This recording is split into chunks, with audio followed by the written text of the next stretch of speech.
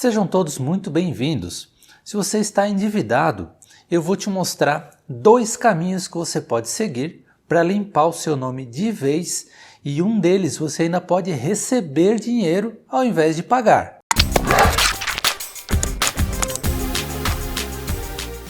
E antes de começar esse conteúdo, já vai deixando o seu like, que ajuda demais o canal e não custa nada. É só pressionar o botãozinho de gostei e se inscreva no canal se você é novo por aqui, porque tem bastante conteúdo sobre finanças e empreendedorismo.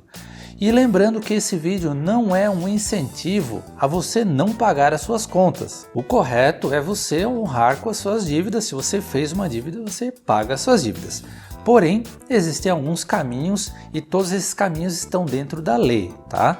E os bancos, eles sabem muito bem jogar esse jogo, e nesse conteúdo eu vou te ensinar a jogar esse jogo junto e talvez virar aí a situação e que você tenha o controle da situação e não os bancos ou as empresas que você está devendo. Então eu vou te apresentar 2 formas de você limpar o seu nome.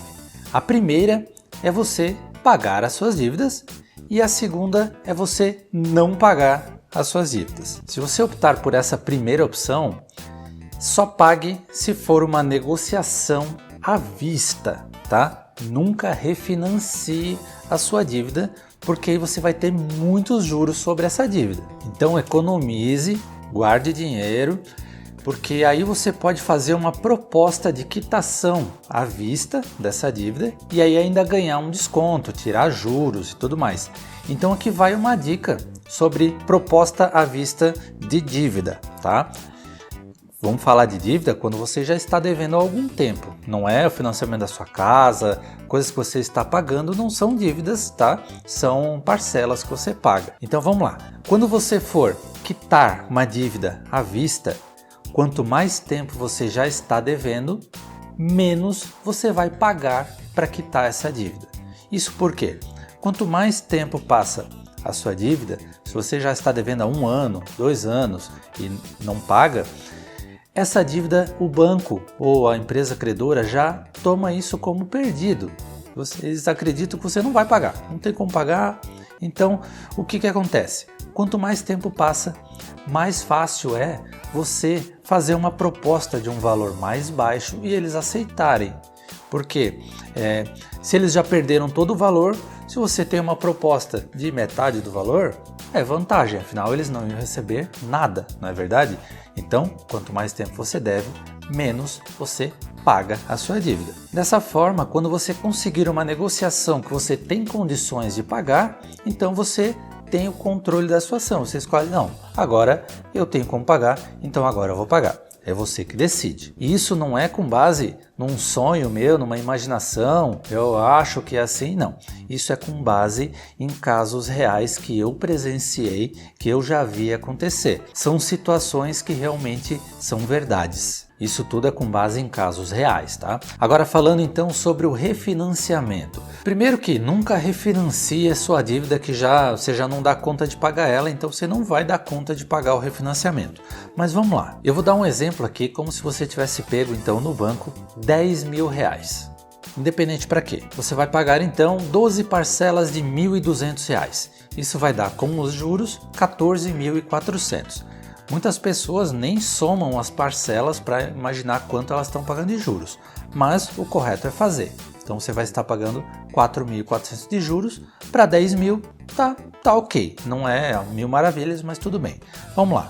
Vamos supor que você fez esse empréstimo, você pagou 4 parcelas e não conseguiu pagar mais, porque 1.200 é muito pesado, é uma parcela alta realmente, não deu conta, ficou endividado com esse empréstimo. Então, com medo que o banco te coloque no Serasa, no SPC, você vai lá e conversa com o seu gerente e fala, olha, eu preciso renegociar essa dívida porque eu não estou dando conta de pagar R$1.200. O que vai acontecer? O gerente do banco vai ser muito legal e ele vai, beleza, vai te oferecer assim, vamos baixar essa parcela para R$800. E a primeira instância, esse R$800 parece uma boa, porque, poxa, sair de 1.200 pesado, eu vou pagar esse 800, não é verdade? Só que olha só, a quantidade de parcelas vai aumentar então para 24 vezes. E aí, olha a situação, você saiu de um buraco que você estava e entrou numa cratera gigante. E eu vou explicar por que isso. Você já não estava dando conta de pagar o 1.200, não vai dar conta de pagar o 800.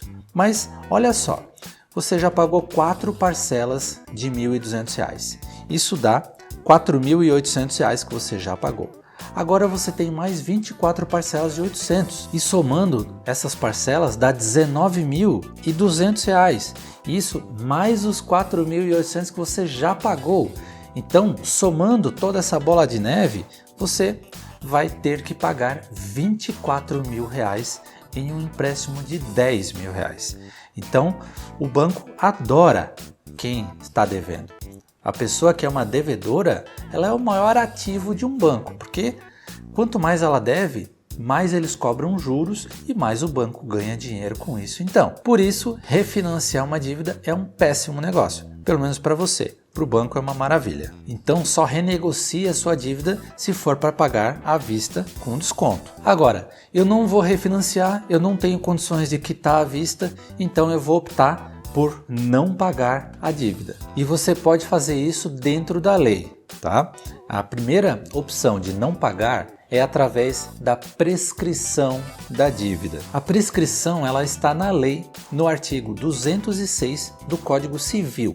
E ela diz o seguinte: em 5 anos, a dívida não pode mais ser cobrada judicialmente, não pode mais ser cobrada por pressão de botar nos órgãos de SPC e Serasa e ela não pode mais ser protestada em cartório. Então essas são as 3 proibições que a prescrição incide sobre a sua dívida, tá? Em 5 anos, a empresa credora não pode mais te protestar em cartório, não pode mais te cobrar judicialmente e não pode mais te colocar no SPC e Serasa. O credor perde o direito de cobrar, mas a dívida não deixa de existir. Então ele ainda pode tentar te cobrar amigavelmente, tá? Só que não pode botar pressão em você e dizer, olha, sua dívida vai para o Serasa, não pode te falar que a tua dívida vai ser protestada e não pode dizer que a sua dívida vai ser cobrada judicialmente porque a sua dívida prescreveu. Passaram-se os 5 anos, o credor não tem mais o direito dessas ações. Então, passaram-se os 5 anos, sua dívida prescreveu, agora você pode optar por não pagá-la, né? Ou você pode fazer uma proposta de quitar ela à vista. Vai da sua consciência, tá? Porém, se mesmo passando esses 5 anos, a empresa continua te cobrando ou ela vendeu a dívida para uma outra empresa, essa empresa te liga cobrando, te liga botando pressão, te falando, olha só, a gente vai te botar no Serasa se você não pagar, a gente vai te protestar se você não pagar, a gente vai te cobrar judicialmente, penhorar bens e tudo mais, essa empresa está fazendo errado, ela não pode te cobrar dessa forma, porque o artigo 71 do Código de Defesa do Consumidor, ele diz o seguinte: utilizar na cobrança de dívidas de ameaça, coação, constrangimento físico ou moral, afirmações falsas, incorretas ou enganosas, ou de qualquer outro procedimento que exponha o consumidor, etc. Essa empresa não pode utilizar essas formas de cobrança. Então, se ela está te botando pressão, te falando essas coisas, isso é incorreto, é uma informação enganosa.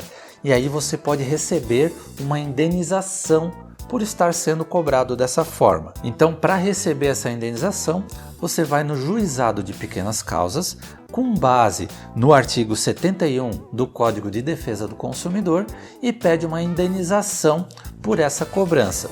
E essa indenização pode chegar entre 2 a 5 mil reais.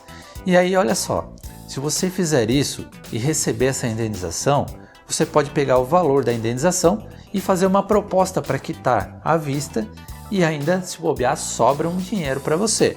Então olha que legal, você paga a sua dívida com o dinheiro que a própria empresa te pagou. Então, só para reforçar, não estou incentivando ninguém a não pagar as suas dívidas, tá? Eu estou apenas ensinando a jogar o jogo que os bancos sabem jogar muito bem de cobrança e que você também pode ter o controle dessa situação, tanto no momento de fazer uma proposta à vista ou depois que a dívida prescrever, você pode também optar por não pagar mais ou optar por fazer então uma proposta à vista e realmente pagar um valor muito mais baixo do que era a dívida original. Eu espero ter ajudado e deixa nos comentários se você já passou por essa situação, se te fizeram alguma cobrança abusiva, o que aconteceu, deixa nos comentários e não esqueça de deixar o seu like e se inscrever aqui no canal, porque tem bastante conteúdo legal sobre finanças. Muito obrigado para quem assistiu o vídeo até o final, um grande abraço e bons negócios!